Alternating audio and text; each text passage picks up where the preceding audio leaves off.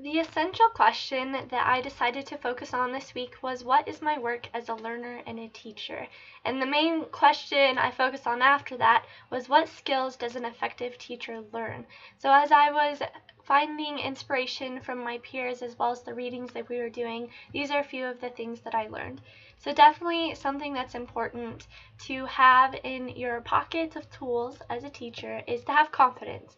Be confident in what you are teaching and the material that you know, so that you may be able to communicate that clearly with your students.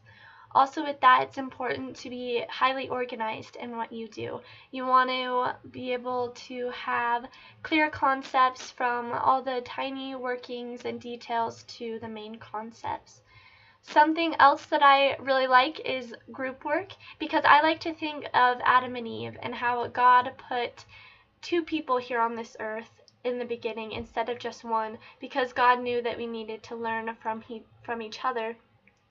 Also, something I liked was to learn how to deal with conflict, because conflict is something that will definitely happen. As much as we may not want it to, it's something we need to learn to deal with properly, because there will be minor conflicts like maybe technical issues, or even big conflicts like students who just don't want to listen and so forth.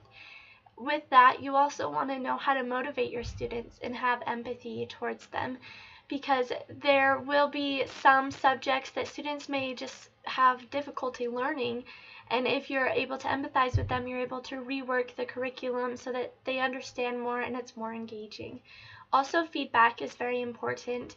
If you're able to give students what they're good at mostly, and then something small that they need to work on, it'll help them climb the ladder to grow exponentially, and they'll be able to grow a lot more as you help them with that.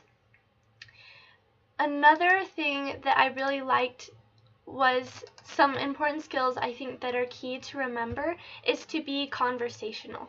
When we're able to communicate with our students and let them know that we care, it makes a lot bigger difference in their lives and helps them want to learn and helps them want to grow. Is when it's just like you're talking to a friend or you're learning from a friend. It's a lot more enjoyable. And I've definitely had teachers where I felt comfortable with and teachers that I didn't. And I definitely want to be a teacher where students feel comfortable talking to me and sharing their ideas. The most important skill I learned was that the Spirit is the true teacher.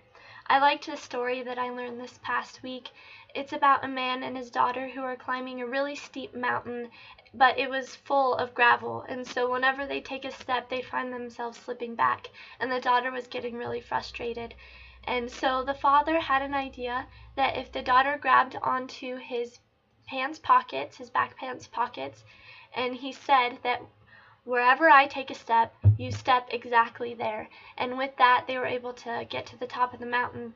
And I think that's what we need to do with the Spirit. We need to hypothetically take the Spirit by the back pockets and step wherever He steps, so that we can have power in our teaching, and the students will be able to receive inspiration, so they will want to learn more, and will be able to give the world what God wants us to do and help influence them for good. So thank you so much. It was awesome teaching you guys and learning throughout this week.